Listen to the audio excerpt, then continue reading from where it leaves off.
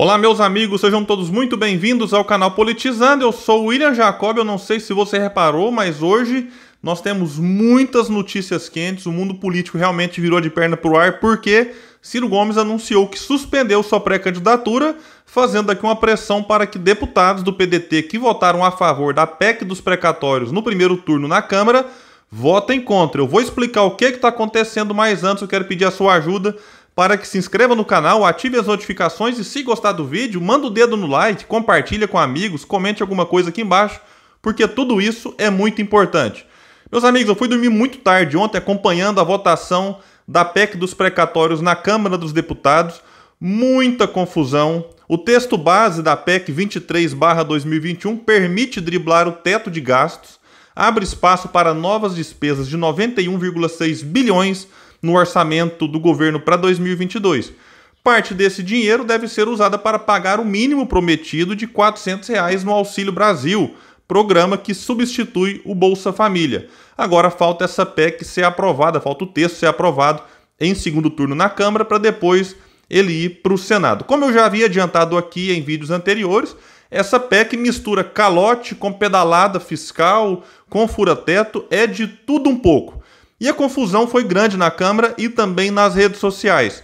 Eu acompanhei, repito, a fala de quem era a favor, de quem era contra. Deputados que eu gosto e admiro divergiram sobre o assunto, como, por exemplo, Marcelo Freixo contra a PEC. O deputado André Figueiredo, do PDT, justificava que, enfim, ele era contra, mas que os danos foram reduzidos e que os professores não seriam prejudicados como inicialmente seriam. Então, me parece que houve o que muitos dizem, que é o tal da redução de danos por causa de um acordo feito, de algo que seria parcelado em 10 anos, passaria a ser parcelado em 3 anos, com a promessa de um novo projeto de lei ser votado logo em seguida. Enfim, eu ouvi as explicações de um lado, de outro. Repito, fiquei bastante confuso, preferi não me manifestar de imediato, porque, em princípio, eu já era contra essa PEC e já falei disso lá atrás. E a gente percebeu deputados da base governista jogando no colo da oposição uma eventual reprovação da PEC que impediria o governo de pagar R$ 400.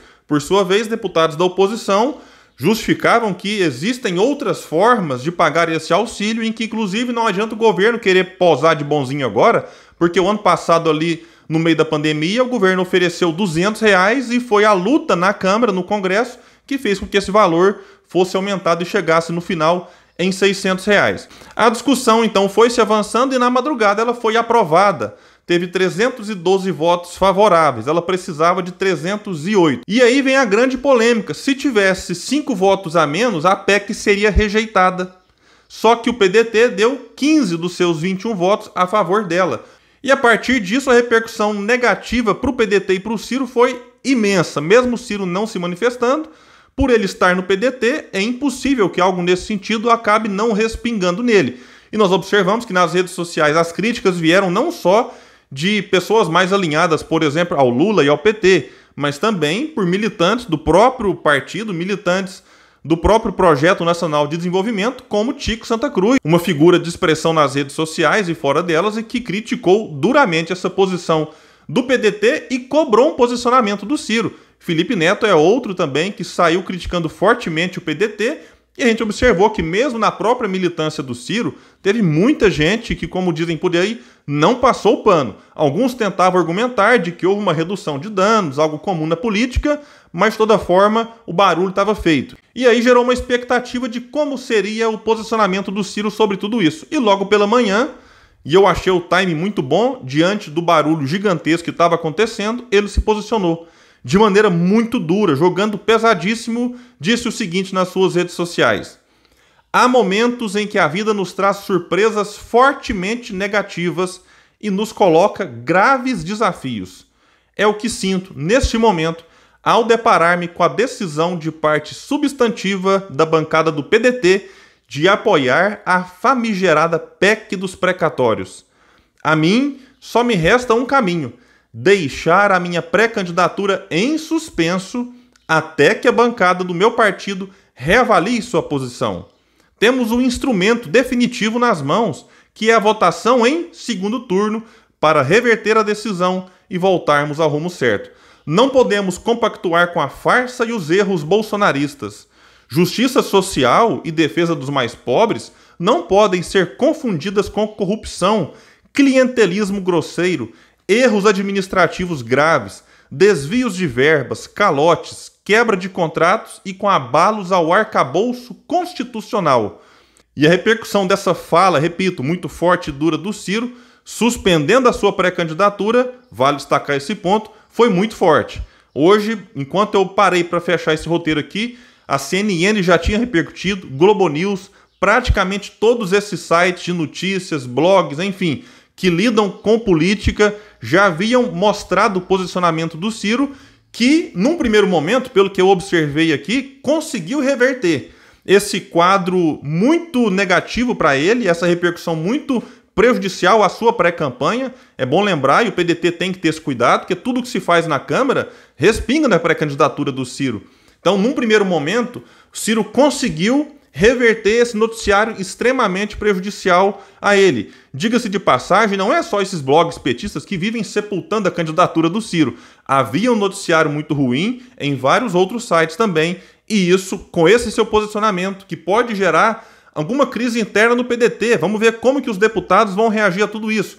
Mas o seu posicionamento, pelo menos para a sua pré-candidatura e, de fato, para aquilo que o Brasil precisa entender do que está acontecendo, foi extremamente positivo para ele. E para a gente pegar a repercussão em alguns casos, Orlando Silva, deputado federal do PCdoB, parabenizou o Ciro e cobrou que outros pré-candidatos façam o mesmo. Posicionamento importante do Orlando Silva.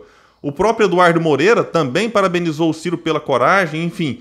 O Tico Santa Cruz, que havia feito cobranças na madrugada, agora logo que o Ciro compartilhou isso, saiu parabenizando e dizendo que não é porque a gente defende o projeto do Ciro aqui e ali que a gente deve concordar com tudo que o PDT faça. Esse é um posicionamento do Tico que vale a pena ser destacado.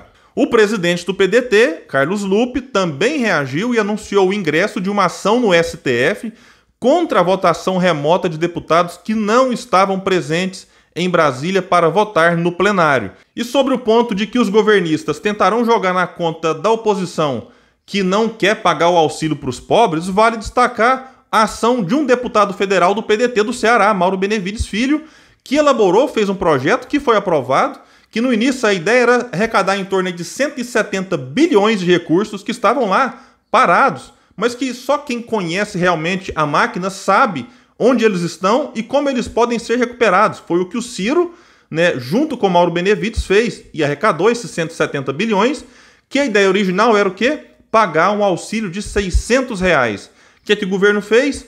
Mudou e jogou esse valor que foi aprovado no saco sem fundo da dívida.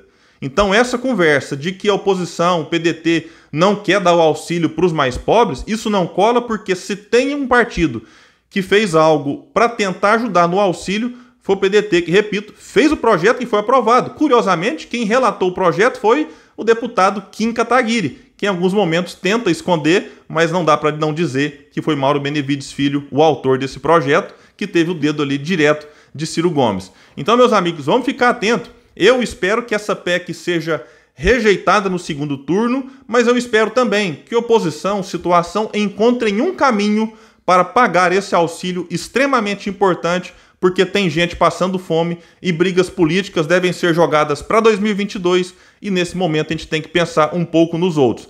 Meios de pagar esse auxílio sem a PEC dos precatórios, eles têm aos montes. Falta organização do governo, falta vontade política e eu espero que isso seja encontrado de alguma forma, porque quem tem fome, quem tem necessidade, tem pressa. Meus amigos, eu fico por aqui, ficaremos atentos.